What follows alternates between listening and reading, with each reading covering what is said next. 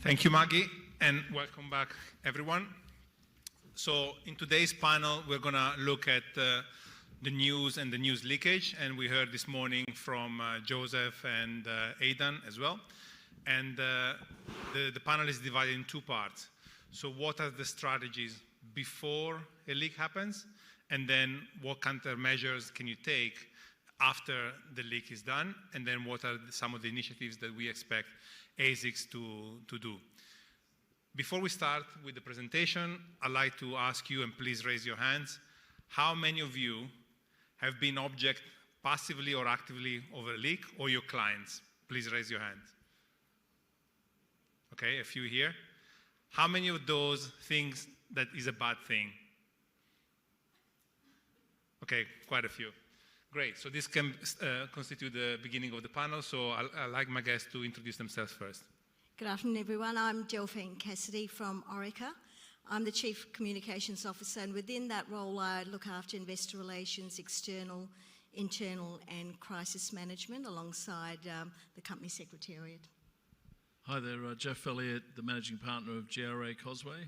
I've been with the firm for 10 years and bring a perspective from a journalistic side as well, I guess, because prior to joining GRA Causeway, I had 25 years in media, including a few years as business editor at the Australian newspaper before I joined the firm. Thanks. Hi everyone, good afternoon. I'm Roger Newby. I'm the co-head of the Financial Communications and Transactions team at Starling & Co. I was going to tell you a bit about Starling & Co, but I didn't realise we were going to have a jazzy video to start things off, so I think, on any given year, Starling & Co probably represent around about half of the M&A activity in Australia. So I'm hoping to bring that knowledge and expertise to today's discussion. Simon Siegel, Merger Market Director. I was part of the original rollout of Merger Market 19 years ago, and I then edited Deal Reporter, and I'm happy to be here. Thank you, and maybe if you can fix Simon's microphone because I couldn't hear you. So the first question is to set up the scene, and maybe Jeff, you want to start, and everyone else feel free to intervene. Is Australia a leaky market? And back to the question I asked before, is that a bad thing? Well, look, you need to sort of break this into a few parts. I mean, look, there's a natural inclination from media and journalists to chase stories, and we respect that as a democracy. So, there will definitely be times when we see media chasing down something either speculatively or with some reasonable information that means that they've got a leak. But it depends from a client perspective. Is that leak a serious one in terms of implications to a deal, or is it just speculative, the flotsam and jetsam, if you like, of media reporting? I'll throw to Roger. Thanks, Jeff. I think there's probably a couple of points to make. I think probably first is Australia is quite unique in having two dedicated deal columns alongside Merger Market that focus solely on breaking deal-related news. That's different from the UK, it's different from the US. And those two editors of those two columns have been in those seats for over a decade each. So they have incredibly good networks and trusted relationships, which probably lead to you seeing more information flow between the two. And I think the second thing, just on sort of deals, are they bad, are they good? I think, if you look at recent transactions, cross-border transactions into the UK, we've seen the impact of deal leaks that deal leaks have on deals, show the impact in the UK versus Australia because of the put up or shut up rules. Now, that means that there's a lot less or greater impetus on trying to keep deals confidential, because once that clock starts ticking, the pressure's on 30 days or 28 days to get a deal done is quite tight. So, in Australia we normally say time kills deals, but in the UK, lack of time kills deals. And how do you measure that impact? Well, it's interesting, Gio, because twice this morning, for those who've been here all day, that I've heard, if I was listening carefully enough, that bankers have bemoaned the fact of the prevalence of deal leaks in Australia, that Australia is the most leaky market. And the evidence, well, there's only the evidence that I found from Intralinks and the Bass Business School in the UK in joint research is that since 2009, leaks have been probably they globally, 8 to 9% of total deals have been leaked. And Australia is well under 5%. Australia on the list of the most leaky in the data that they put forward is probably, well, certainly below the top 5. So it's perhaps, people are oversensitive, when they're aware of leaks to the extent to which it occurs. And the other point I'd make is that one needs to define what one means by leaks. Leaks come in various forms. Breaking news is a potential leak. Accidental leaks are accidental. Strategic leaks are deliberately placed as part of the deal tactics.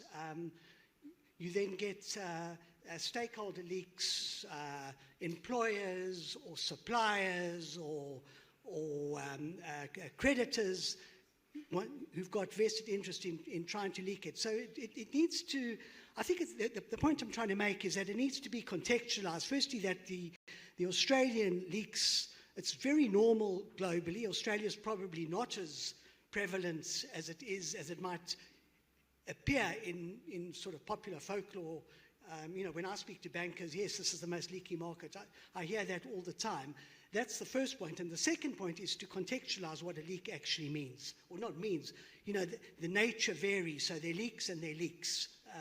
And we could go through perhaps a little bit later, the motives, etc. I think, can I just add, Simon, I think it's a really good point, because I think, in a transaction environment, if there's a strategic leak, if there is something that some other party has done in order to affect an outcome or to shift an outcome, that is when you really have to pay some serious attention from a comms advisor point of view to how you're going to deal with that. A lot of the other times there is a lot of speculation in this market, and partly, as Roger says, we've got 2 deal columns. I was at the Oz when we created the data room column in direct competition to Street Talk. We do have that very competitive dynamic going on between those 2 columns. But yeah, there are times when really you have to just consider it is part of the flotsam and jetsam, I say, of media reporting. There's that old joke about economists predicting 30 of the last 2 recessions. Sometimes I feel like that with clients. They've been predicted to be in 30 of the last 2 deals that have been signed. So there's quite a bit of that radar chatter that's going on all the time in these capital markets. Delphine? I'll add it from a corporate perspective, and Orica has been through some major acquisitions over the last 24, 36 months. So when we look at setting up the deal, we're very conscious, and there's enough data to prove it, that a leak transaction can add about 50% to the premium, which can absolutely change the economics of the deal. So we're very conscious of that. And conversely, those that don't leak, the average is around a 20-25% premium that's paid for the deal. So we need to ensure the economics, because for a listed company, we're accountable to our shareholders. So managing leaks and mitigating leaks and setting up the process very early in the piece is paramount to us. So Simon talked about the different kind of leaks, and you talked about the preparation. Are you preparing for every kind of leaks well in advance, and what are the milestones? Well, we can't prepare for everything, but we go prepared. So this is the process that we put in place. An NDA is signed with the party. Internally, we have confidentiality agreements that are, we all as employees are bound by. So it is setting the rules, setting the tone. We have a very tight project team on this, because everyone wants to know what the excitement is, but we need to be careful. And then from an external side, now with ASIC coming down hard on us, once an NDA is signed, the responsibility passes on to us. So we then have a back-to-back confidentiality agreement with all external representatives. They do need to sign it, and I know they know their duty, but it's just a matter of reminding them. So we are very, very focused on setting up that leak mitigation strategy very early in the piece. And Jeff, how early are you getting involved? And you think, and you wish it was much earlier, and it can be possible? Really, it's horses for courses, it depends. But just to back up what Delphine is saying there with regards to obviously NDAs and confidentiality agreements, but also internally within our teams, it's only those that are working on a transaction will know about it. There are times when my fellow managing partner will be working on a deal and I have no idea about it. Those protocols, particularly when obviously we're talking more here about the listed environment, those protocols are paramount, and we abide by those obviously. In terms of getting involved, look, yeah, as I say, it depends on the client, but like Delphine and I'm sure Roger know, obviously you prepare leak strategy documents and gradations of what might occur. What's in these documents? Leak strategies is like holding statements, and then if there's a complete breach of confidentiality, you're in obviously conversations with GCs and the client around, and it'll be the decision obviously of the company, but continuous disclosure requirements and do you need to put out a statement. So you might be interested. Hold on, let's Delphine first and then Simon. From a practical perspective, we have 4 leaked documents. One which is just media speculation and we get the please explain, we bat that out. Then it depends on the level of detail about the transaction. And once it gets deeper, then it becomes disclosable. We overlay that with the continuous disclosure committee that we all need to sign on to. And the board obviously takes a key factor in that. So it depends on the level of leak, but we have 4 templates that we just refresh every time we go into an acquisition mode. Simon. I was just going to say that journalists, you might be interested to know, also have protocols around leaks. I mean, it's very tempting, that we're just there to feed the public appetite for leaks. A lot of comments I hear are the first thing I look at in the morning are these street talk columns and that. So there's a huge appetite for it. But the point is broader than that. Journalists have a responsibility in what they do with these leaks and how they come from. The first one is to appreciate and have that intuition at both an editorial and a journalistic level as to the motives of the leaks, the veracity of the leaks, and who is actually leaking and for what purpose. So there's significant judgment for both editors and journalists in reporting these leaks. We're not fake news or, we haven't arrived there yet. You can get that on the social media. We're talking about leaks that are often, and mostly, I might add, from what I experience, and certainly a lot of my colleagues, most leaks, I would suggest, are strategic. There's a reason for the leaks. And strategic can be authorized or unauthorized from the parties. It's often a deal tactic to leak information for a whole host of reasons. It might be a bidding war. It might be a regulatory messaging. There's all sorts of reasons why that happens. But journalists have to exercise. So there is some ethical components and journalistic judgment behind just reporting on leaks. And our standards for those interested at Deal Reporter Merger Market are that in all information that we report is what we refer to as double-sourced. So these are 2 sources with direct knowledge of the information. And that's a professional standard that we uphold, and we're pretty rigid about it, with few exceptions, but pretty rigid about it.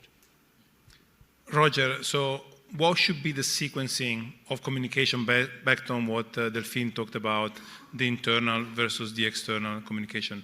How do you cascade it down? Well, obviously the key piece of the puzzle is, getting your ASX disclosure out as quickly as possible, or as early as practical in the day. I think if you've done the homework, the key thing is to prepare thoroughly. We often say the key to a successful M&A transaction is winning the first 24 hours, and that's because opinions are set and formed, and you can spend months trying to change people's opinions, or you can spend a day really trying to influence it. So we think, being really prepared for that first 24 hours allows you and gives you the opportunity to start the process off in the right way. And sort of what does that look like? Well, that's looking at your complete stakeholder list, right? We often think about media and investors as probably, your first port of call, but your employees, who are the other stakeholders that need to hear from you? Who's responsible for delivering those messages? Because your CEO, CFO only have a limited amount of time in the day. So who else is going to help? Are they across the messaging? And this all comes back to preparation, being fully prepared ahead of time. I think the other thing is that people quite often think about selling the deal and don't think so much about defending a deal. And, if you have your great suite of ASX documents out there, presentation, press release, all selling the deal, what you won't have in there is the reasons why people won't like the deal. And being really prepared to be front-footed about that, know what the issues are for each set of stakeholders, and be ready to address it is crucial. Is there any advantage of not saying anything in the first 24 hours? You talked about them being critical. Well, it depends, because there's a big difference between public and private M&A. I think if you look at private M&A, you can quite often see no comment throughout a process and then a one-page press release. You can't get away with that if you're a public company. I think, what we do find, particularly as the private markets grow in stature and public markets shrink, is that there's increased scrutiny on these private transactions. So you may not want to talk about your transaction, you may not want to talk about the valuation of it, but others will be. And so where are journalists going to be getting their information from? So you've got to consider the increased scrutiny that private market transactions will now have. If I can add, Roger, I think it also, it's part of the preparation process, because there may be indeed deals where you have a very stable register and not too much agitation within the investor community with your shareholders, and you might not need to say much. So there are, I've been involved in deals where actually very little is said because it's not particularly controversial and it's rolled through. Yeah. And I can add, we like to control the narrative, because the narrative can get away from you very quickly if you decide not to respond. So we do a quick scanning to see what the impact is, where it's coming from, and then make a decision, even if it is to say that it's not true. I think, Delphine, M&A comms is all about the control.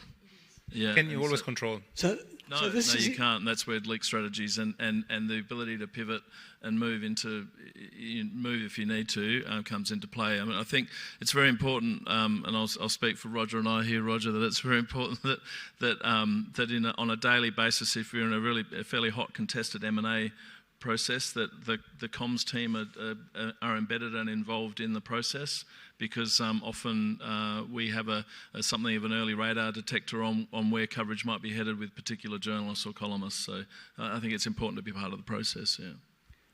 So this is where you come up against journalists. Journalists and control don't go well together. No, that's right. But jokes aside, it's also apparent to me that in the Australian markets, leaks are very rarely investigative leaks. So it's not due to hard work or diligence or in pursuit of a passion or whatever your motives might be.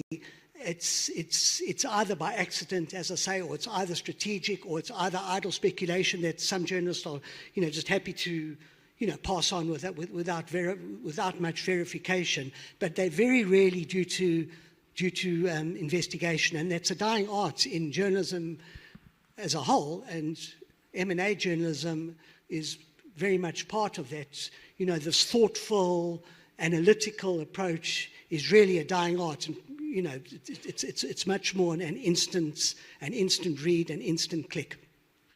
Roger, or maybe Jeff, or anyone who wants to comment, what's the best way to align the internal communication with an external agency, and how soon do you need to engage an external agency? Yeah, I'll take that one. I think there are a wide range of companies with completely different skill sets and embedded knowledge about M&A processes. And I think, if you've been a particularly acquisitive company, there is probably a good level of knowledge about how to do bolt-on acquisitions. What I would say is even your average board member may only go through an M&A process once, twice, 3 times in their career. This year, our team's done 28 in the first half, and that's off-market takeovers, that's schemes of arrangement, that's reverse listings. So there's a kind of embedded knowledge that is helpful for, I guess, the communications process, understanding the nuance of different types of change of control transactions, and being able to help bring that to the in-house team. Yeah, look, I think that where we become involved, I think often is with those companies where a M&A situation is going to really stretch an internal team.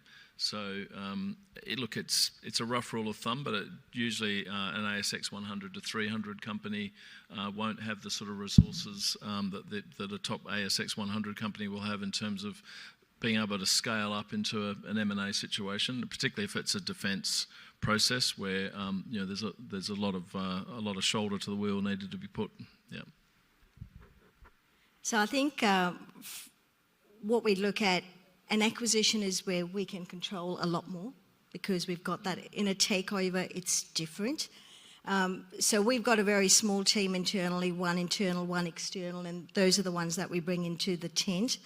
Where we start facing difficulties is when we go into the due diligence process, where we're restricted by time and we need to bring more internals in to actually verify the stats. So we have to continually remind them that their obligations on confidentiality and try to keep it, because everyone's excited about this deal that's going to happen for the company, but how do we control, as what we call internally, the pub talk, right? So how busy are you? I'm working on this deal, and then that's where it starts, unraveling. It could unravel. So we're very careful on reminding them about their duties of disclosure.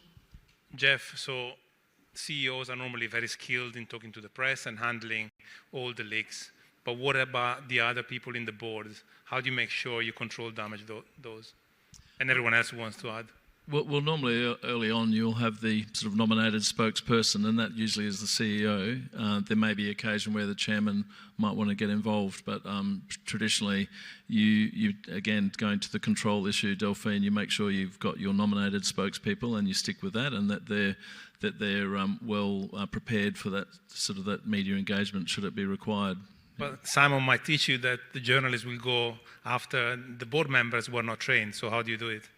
Well, they shouldn't be talking to Simon. Normally you'll have your nominated spokespeople, and that's where it sits. Yeah. What kind of skill set do you require now that you didn't require 5 years ago, and what skill set do you need to require in 5 years' time? For everybody. Yeah. Well, just quickly, I mean, I'll take that one to start with. I do think, and there's a more meta narrative going on here with the way that communications works these days, and I think we live in an environment where there's instant reputational action on everyone because everyone's got a WhatsApp group, or there might be people in the audience texting someone about this panel. Like it's instant reputational tracking always.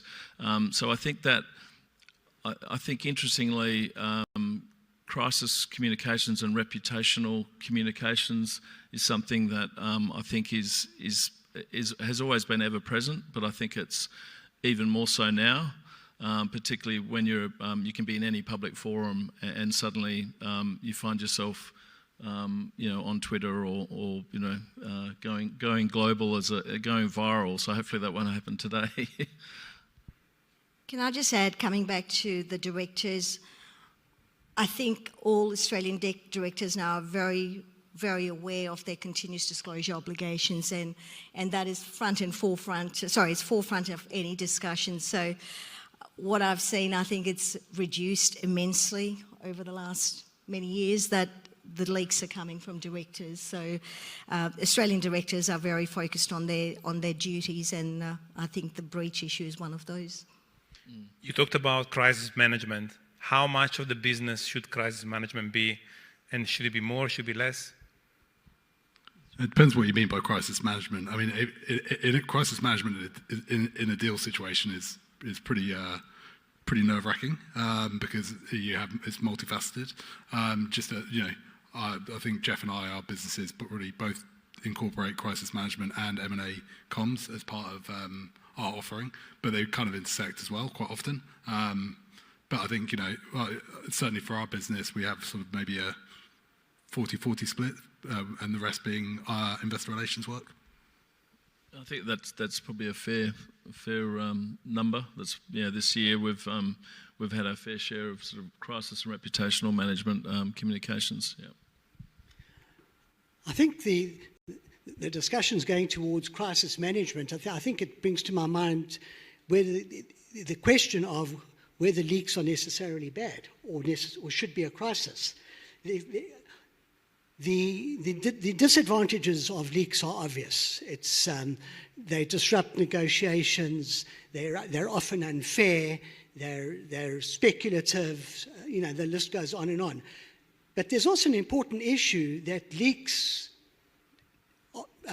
enhance transparency, enhance market information, and they do, in a way, prevent these crises occurring. If there is greater transparency and these leaks are working, in a way that's not, completely speculative, but in a sort of more strategic sense, leaks do have a positive feature to them. And how do you take advantage of it, Jeff, Delphine, Roger? Sorry, what was that? How do you take advantage of them? If I may jump in, I think my base view is that leaks are inherently bad. It may not be a popular view, but they tend to do a lot of damage to an M&A process. There's a lot of trust that is lost between the counterparties during a process. There's a lot of trust lost between a management team and their team and their employees, who quite rightly expect to hear big news affecting their employment from their boss, not read about in the paper. And I think, just from a process perspective, it's probably not great, and I'm no deal maker, so I'll defer to others, but it can't be great to have to do your negotiation in a public sphere with media, investor, analyst scrutiny as you go through the process of negotiating, with the board or what have you. Yeah, I couldn't agree more, and I think it goes to to Simon, your framing before about motivation. So, if there is a motivated party who's leaking, it's what is their motivation? Is the journalist in that instance asking the right question as to why they're getting that information? But yeah, definitely they can kill deals. Leaks can kill deals. Certainly, I'm with Roger on the way that you are viewing them. And I agree. Leaks for a listed company are just not good. Can you rebuild the trust, as Roger hinted, or no? Can we build the trust? Rebuild the trust. Well, I think once it's leaked, it's now how we deal with the leak. And I think that's the bigger issue, right? So the issue's out there, how does the company respond? And I think if there's a leak and the way we respond will help rebuild that trust. The one thing I'd add is that we've heard a number of people today talk about the return of cross-border M&A and that being a big feature going forwards. I think if you are an Australian deal maker, you probably have experience of the nature of the market here and the likelihood of a leak. One thing that I'm sure Jeff and I spend quite a lot of our time doing with our cross-border clients is making them aware of the potential for a leak in this market compared to where to their usual jurisdiction. But for those clients who don't understand the nature of the market, they quite often will have quite a strong adverse effect to news of a deal leaking. And it's a lot more problematic for cross-border M&A, where you're an international buyer, than it is for a domestic company. Are you on this panel, apart from Simon, equipped to deal with the social media leak? And is the market equipped? Sorry, have we dealt with the social media? Are you equipped with social media leaks as opposed as newspaper leaks? And do they need to be treated differently? Look, social media, Roger, I don't know, I don't think I've seen a leak that is material, that's, it's a lot of gossip and a lot of speculation on social media.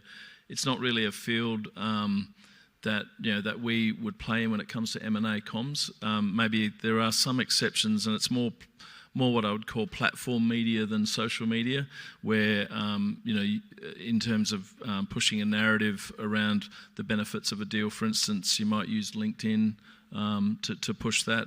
Look, there is, whether sophisticated is the right word, but there is a more aggressive approach, I think, in some other capital markets, particularly the US, in the use of social media by activists and activist campaigning. We've seen some of that in Australia, but certainly when it comes to the issue at the moment around leaks or a material piece of information going out on social media, look, I could be corrected, but I can't really think of one where it's prompted a disclosure, for instance, to the ASX. From our perspective, we've got media monitor supplier who also monitors social for us. So just some of the key social platforms, and we've got. We've never had to call on this, but they say within a couple of minutes of hitting the platforms that they'll send us an alert, compared to the media updates that we get on a 24-hour basis. I'd agree with you, Jeff, that in M&A, certainly in Australia, social media probably is quite nascent and probably hasn't been developed. You don't see leaks starting on those platforms. You might see journalists tweet about a story they've written, and that might alert you to it if you haven't got social media, your monitoring set up. But there's probably as you said, Jeff, probably the only thing that really works in an M&A process is LinkedIn as a platform. Twitter is, I guess, a listening tool. You can see what investors are saying, analysts, media, but you wouldn't use it to proactively go out and get votes for a scheme meeting, for example.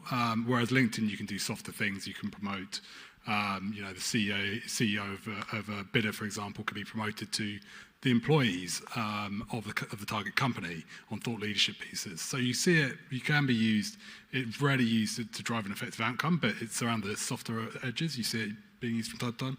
And I think your own channels as well, so your own website is an important platform. You can have a sort of a walled garden, if you like, between LinkedIn and your own website. I think the use of video, particularly in scheme promotion and running more of a political style campaign around getting the vote out on schemes, which we've done in the past quite successfully, using shareholders and CEOs, chairman with a 2 to 3 minute video to champion a deal. I think that's it hasn't been used that much in Australia, as far as I'm concerned. I think it could be used a bit more. Yeah, I think the nature of leaks in traditional media as opposed to social media is pretty different. The drivers of leaks in our media are mainly scoops, the need for scoops, the competitive nature of profits, of readership, of clicks. It's a lot of leaks are part of cultivating, for journalism, of cultivating relationships. Often leaks, you'd be interested to know, aren't reported deliberately to build trust. It's part of the strategy of journalists. Part of a trust-building strategy is to respect those leaks, hold back on those leaks. So all those nuances are missed in the social media beat of it. They're not those urgencies. Journalists are still a long-term, and there is a profession behind journalism, and a lot of the social media, I think that you're referring to here, it's not actually a profession. It's just you're part of the ecosystem, Simon. So you're an important part of the way this works. So yeah, I agree. So we looked at how to prepare in case of a leak. Then we looked at the consequences once a leak is out there and how to deal with it. So what's next? So what is the ASICs going to do going forward? Are we going to see the Australian market less leaky, the same, more leaky? So, Jeff, maybe. Oh, thanks. I don't know what ASIC are going to do. I've read obviously what I've read those the various media reports and from Joe Longo. So I think we'll wait and see. But I was interested in your analysis, Simon, that we're maybe not so much a leaky market after all compared to some other capital markets. But look, they do exist. It is a fact of life that you have an ecosystem with a very competitive media market, particularly for deal columns, as Roger has pointed out. and I know all too well, having helped create Data Room, inevitably, in a very connected world, there are going to be leaks, and whether it depends on the motivation. Sometimes it's inadvertent, but as we've discussed, sometimes there may be a motivated player to do something. So I really appreciate your ethical framing around it, Simon, and I think that's an important part that the media play in that respect. Delphine first, and then Simon. I think ASIC, earlier this year they came out with their guidelines as into what market participants and what corporates should be doing. And if they do, so they've got all the power to come and look at your documentation and your process. So as corporates, we just need to make sure that it's on a needs-to-know basis who's involved with the deal, that we've set up the right protocols and from a continuous disclosure and from a deal leak perspective. So we as an organisation need to make sure that we abide by all of that. But undoubtedly, if ASIC want to go, and they can come in and document Discover quite easily. Will it make people more guarded, more paranoid? Well, I suggest the message from ASIC, and also just by way of explanation, ASIC in December issued quite a strong statement cautioning against leaks. This was followed by an article, by a deliberately placed article, obviously penned article by Joe Longing, the chair of ASIC, in the Financial Review. They are clearly messaging the market to lie low, take care. And I think on the back of that, a lot of people will recall the takeovers panel in the Nitro deal last year actually issued a statutory declaration when it was reported who the actual takeovers panel on that transaction with KKR was. They issued a statutory declaration on the parties that it was not them. So that's how serious two significant regulators in Australia are. So I think the message is lie low. I'm not sure and I think a lot of people, what I experience, are actually lying low. So the message might be getting across. But at the end of the day, it's probably going to be a marginal difference. And, these things do go in waves. They do get taken attention. But I do suggest that the next major leak, ASIC, will be pretty tough. I might just add to that, which is that, as you kind of pointed out, the rules haven't changed. The rules are exactly the same as they were yesterday and they were the year before. The only thing that's changed is the enforcement of these. Now, anything that can lead to a more transparent and even and fair market in which all stakeholders receive the information at the same time can't be a bad thing. But, how successful it will be, we'll have to wait and see. So we have a few extra minutes, but I'd like to open the floor for questions. Over there.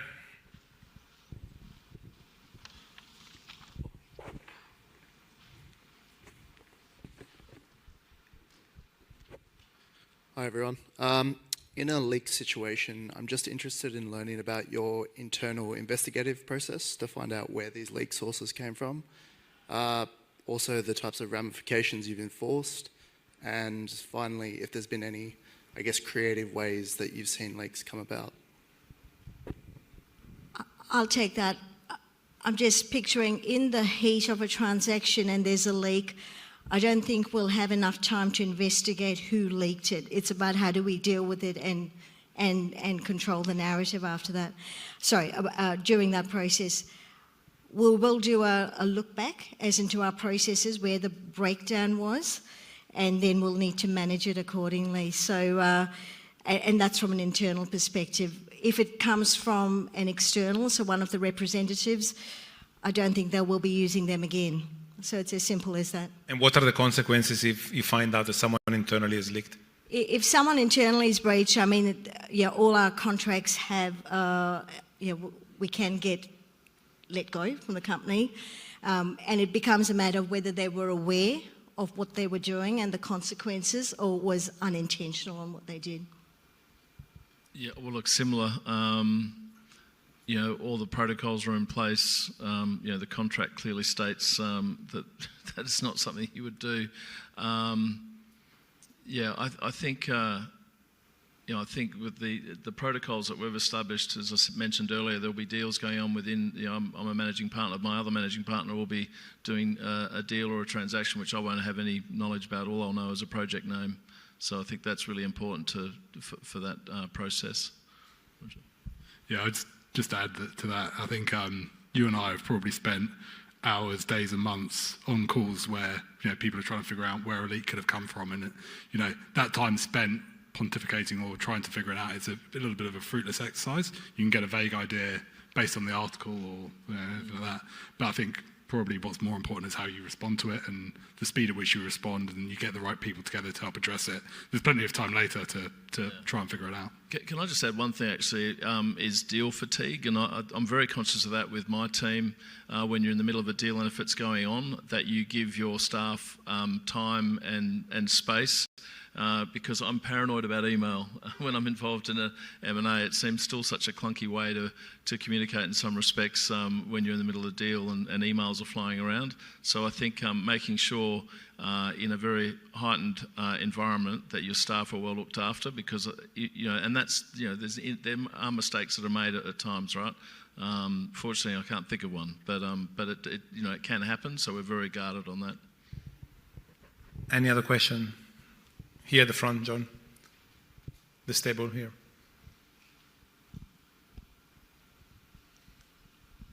So I have a question for Delphine. In the deals that you've been involved in, or Orica has been involved in, are you part of the deal team? Are you actually in the deal room for most of the time, or are you in the deal room only part of the time? I do remember you mentioning that you were also general counsel. But So we're in the deal from the start of the process.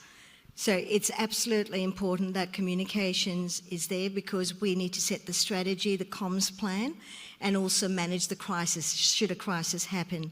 So in the deal team, we'll have obviously the M&A team, whoever's running the deal, general counsel, finance and comms. So it's as tight as that, and then we open it up once we go into the due diligence process. If I can just add to that, I've come across situations, to take on Delphine's point, that when people feel marginalised in circumstances in a corporate, that's when leaks start. So if the comms team, and if comms teams aren't brought in early and don't know, and those are wild leaks because the comms team or the aggrieved people actually don't know what's going on, so that leads to, as opposed to strategic leaks, it leads to speculative leaks. So I think it's quite revealing. It's quite obvious when I speak to people to what extent they know or don't know, and the ones who are more informed are much less aggrieved and feel much more, and they've bought in. There's a buy-in, and they're committed, and they're much more on message, so to speak. I'll just add one more to that. It's important that the comms team sits at it from the start, because you need to link it back to the company's strategy, right? What is the acquisition about? How does it leak? And then you've got various stakeholders. So it's the same message, and it's how do we actually tell our employees what we're doing? How do we tell the regulators? How do we tell our customers? So I think the comms team is critical to that, because whilst everyone's running around about the economics, we can actually sit and talk and think about our strategy on communicating to our various stakeholders, leak or no leak. Very final question.